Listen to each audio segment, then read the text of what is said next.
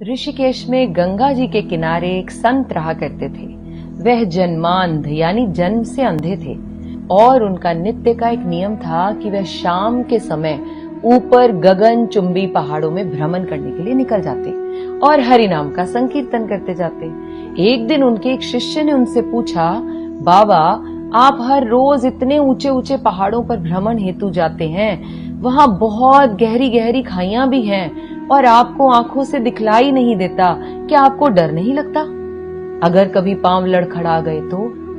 बाबा ने कुछ नहीं कहा और शिष्य को कहा कि शाम को तुम मेरे साथ चलना। पहाड़ों के मध्य थे और बाबा ने शिष्य से कहा, जैसे ही कोई गहरी खाई आए तो बताना। दोनों चलते रहे और जैसे ही गहरी खाई आई, शिष्य ने बताया कि बाबा गहरी खाई आ चुकी है। बाबा ने कहा, मुझे इसमें धक्का दे दो। अब तो शिष्य इतना सुनते ही सकपका गया। उसने कहा, बाबा मैं आपको धक्का कैसे दे सकता हूँ? मैं ऐसा हरगिज नहीं कर सकता। आप तो मेरे गुरुदेव हैं। मैं तो किसी अपने शत्रु को भी इस खाई में नहीं धकेल सकता। बाबा ने फिर कहा, मैं कहता हूँ कि मुझे इस खाई में धक्का दे दो। यह मेरी आज्ञा है और मेरी आज्ञा की अवहेलना करोगे तो नर्कगामी होगे।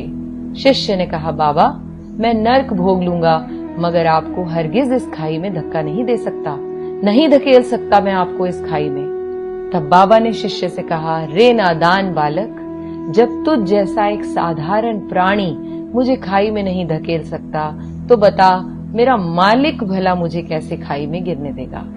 उसे तो सिर्फ गिरे हुओं को उबारना आता है, गिरे हुओं को उठाना आता है। वह कभी भी किसी को गिरने नहीं देता। जब जब आपके मन में ये बात उठे कि परमात्मा ने क्या मेरे लिए कुछ सोच भी रखा है कि नहीं, क्या वो मुझे जीवन भर ये कष्ट ही देते रहेंगे, ये मुश्किलें ही देते रहेंगे, क्या परमात्मा मेरी तरफ देख भी रहा है या नहीं, तब उस पल अपने आप से कहें, वह पल पल हमारे साथ है, बस हमें विश्वास रखना होगा उस पर।